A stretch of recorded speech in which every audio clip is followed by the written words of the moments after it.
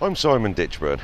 This is the Cube Condominium on Soi 2 Pratumnak Hill, South Pattaya, Thailand. And the last time you saw us doing any filming, we poured the concrete of this very roof. And that concrete pour marked the completion of the structure of the building. The building was up, it stands. So the question on most people's minds now is, well, where are we now? How far have we got along? Well, everything from this point onwards is all about the finishing. The outside of the building had to be rendered, painted, windows installed, and the inside of the building was mostly ceilings, tile work and decoration. Well, that's exactly what we've been doing the last few months.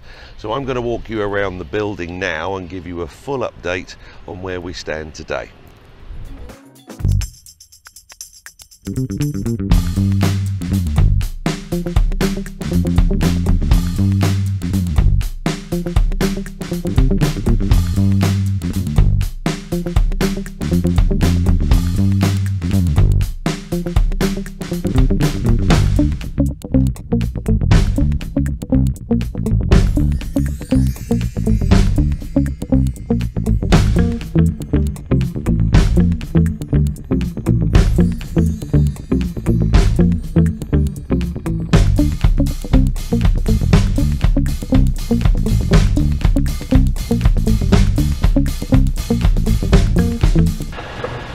Well, with all of the concrete work finished, we had to move on to the outside of the building, and that very first step was the outside cement rendering.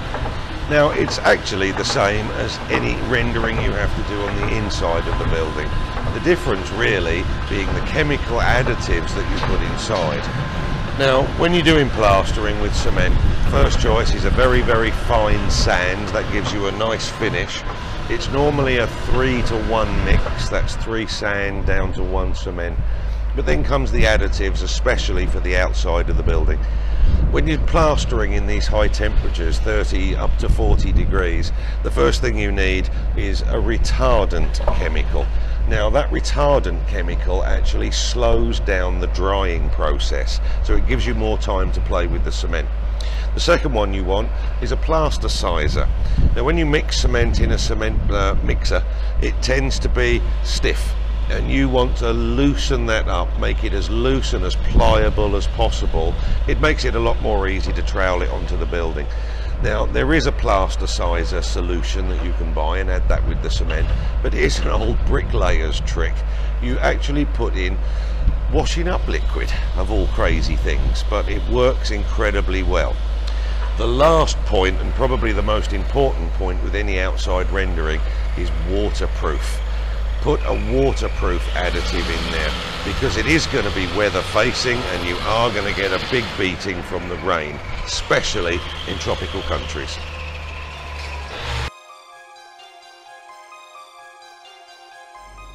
Our first job was to put up the scaffolding that we had previously used for the concrete formwork.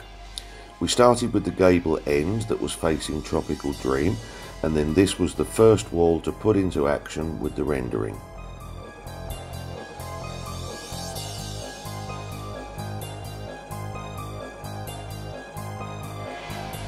We had enough scaffolding to do half of the building at a time, so we made the decision to do the inside garden area first, which is directly facing Tudor Court. We felt that the residents of Tudor Court had put up with looking at a building site for long enough, so they took priority in the first areas to be finished.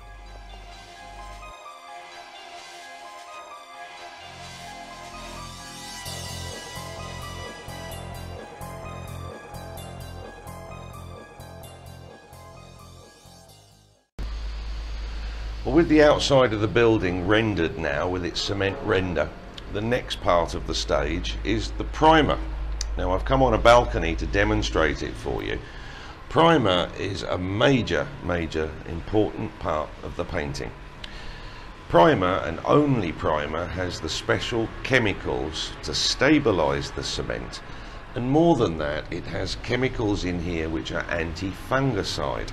Now, when you're living in a tropical country, in fact, living back in the UK, when you get damp atmospheres, you get that black mould. You must have seen it all over the buildings, especially aging buildings. Well, the white primer has got the chemicals that will actually kill off that fungicide. It actually stops that black fungicide from growing. Plus the stabilising and the fact that it's taken all the dust out of the finish of the cement. Primer is vital for stage 1 of any sort of painting. The garden side of the building already had the scaffolding in place, so this was clearly our starting point. Round the gable again that's facing Tropical Dream, and we really had some bad luck with this. It was the tail end of the rainy season and it absolutely poured down every single day. I think that garden side of the building must have been primed at least 3 times.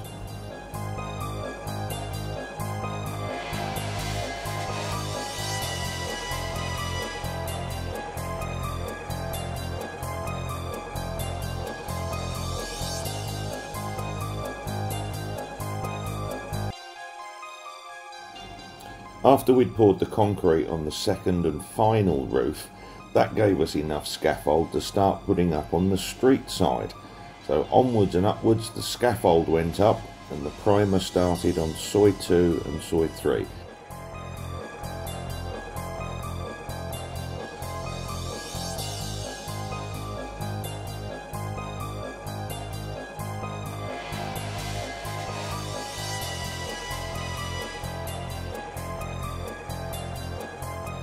I was never quite happy with the original graphics and the colour scheme of the building.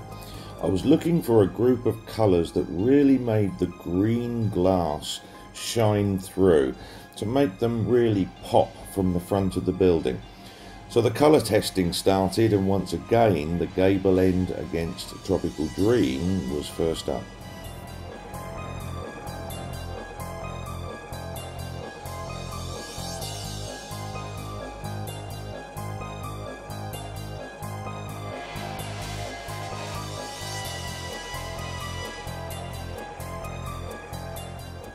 Take a look at this. Finally a painter with his harness on. Perhaps my shouting and screaming has finally got through to them. The end result now for the final colour scheme is actually 4 different tones of grey. And we've also chosen brown balconies to make them pop out from the building.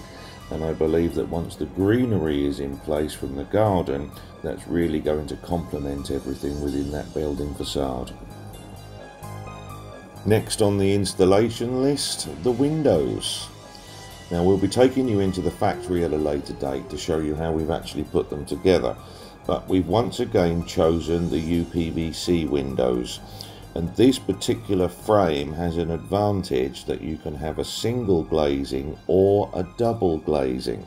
So anybody that's looking to upgrade to a double glazing at a later date, it's completely possible to change that glass, and the advantage is you won't be disturbing the juristic, because in effect you won't be changing the look of the outside of the building. So if it is your item to have much more quiet rooms, perhaps you enjoy the peace of quiet, you don't like the outside bird songs or whatever may be, double glazing is a definite upgrade. I think you'll agree with me now that with the colour scheme and the windows being installed, this really is the changing point from a building site to a building. You can actually see the shape of the building coming together and those first glimpses of how those final looks are going to be.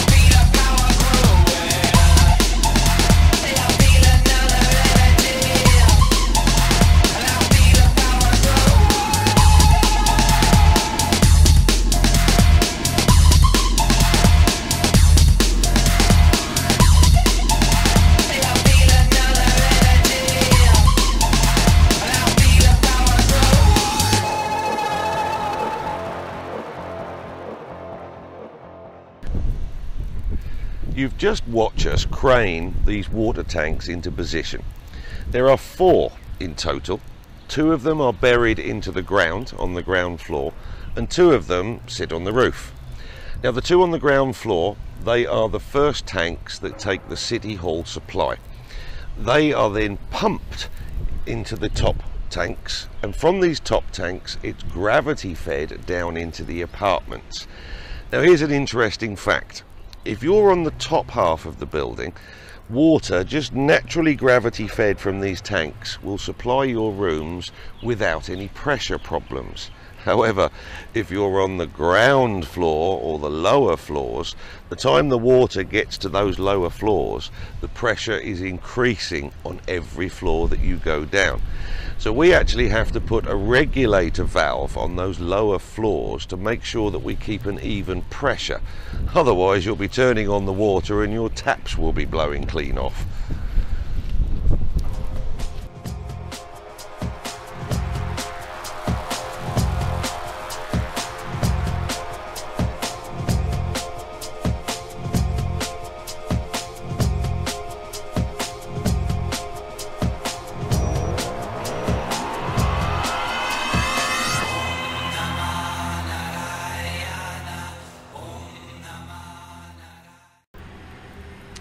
We've just started the structure of the swimming pool on the roof.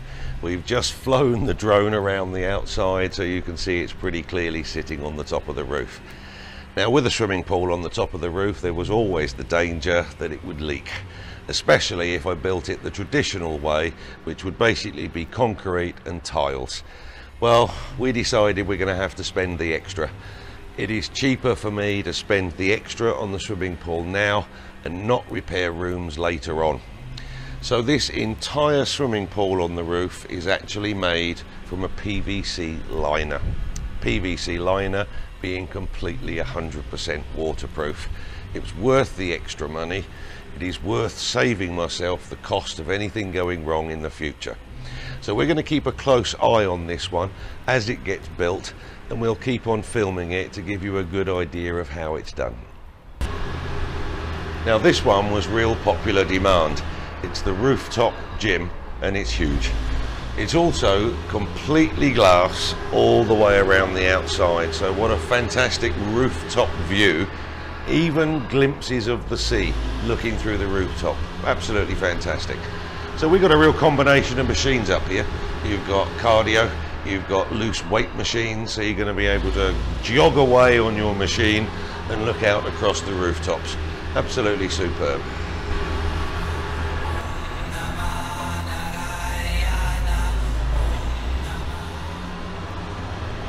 We've come up to one of the rooms on the 8th floor now, because I just wanted to show you that all 94 apartments here have now had all of their skim coat plastering completed, and they've also been primed. Everything in this building now is ready for decoration. The ceilings, the plasterboard suspended ceilings. Now it's always a point of interest for me, this one, because when I was on the tools myself, this was actually my main trade. So for the best part of half of my working life, it used to be suspended plasterboard ceilings and partition walls. Well, basically the ceilings going into position are probably about halfway through the building now. The fire hose system has now been installed right the way through the building. Now there are 2 fire hoses on every floor, right the way through, all of the accommodation floors. But it's not that we're expecting you to put the fire out. They're actually in position for the fire brigade. Everybody hopes they're not going to be used, but nevertheless the safety factor gives you a peace of mind. Fire hoses, 2 positions on every floor.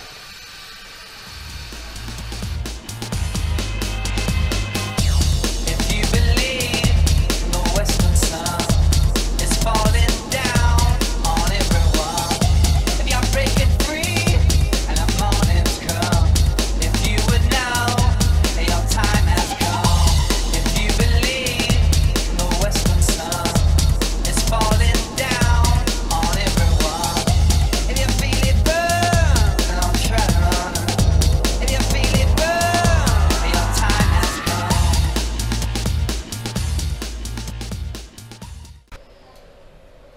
If you can remember, some episodes ago we did a China special where we actually took you across to the factories and all of the ceramic villages, cities I have to call them.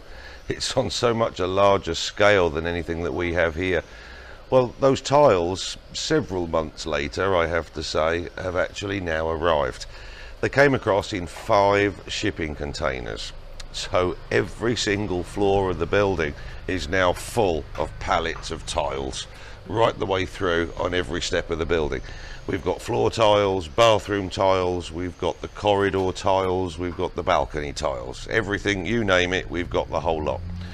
And one of the interesting items at the background there is adhesive. If you remember again in some of the earlier episodes, we do a floor leveling first of all in cement, and then we actually glue the tiles in position with adhesive. So there it is, pallet loads of adhesive in the background. So in the future videos, as all of this moves forward and you actually get to see the tiles laid into position, we'll keep a close eye on it. It's getting very close to most of our rooms being completed with the tiles actually, so I don't think you'll have to wait very long. Tile grouting going on behind me there. Some lovely black grout that goes down in between wooden tiles. Now they are actually ceramic. You know, the copies and the patterns today that you can make the ceramic tiles look exactly like wood is absolutely fantastic. In fact, most people are walking into these rooms thinking that these are actually real wooden tiles. Well, they're not. They're ceramic and they look absolutely fantastic. The final colour scheme of the building, as you can see behind me there, is now using 4 different tones of grey. It is an upgrade from the original graphic designs that we launched, but as we've painted the outside of the building, we found that using these 4 tones, it actually makes the green colour code of the glass actually jump out you a lot better. It's a great upgrade, and I think it really pulls that into a modern colour scheme of building. Now, it was my choice to do UPVC windows within that building and not aluminium. So in our next episode, we're going to take you into the UPVC factory and show you exactly how those windows are made. So we'll see you soon. We'll see you next time. We're nearly there.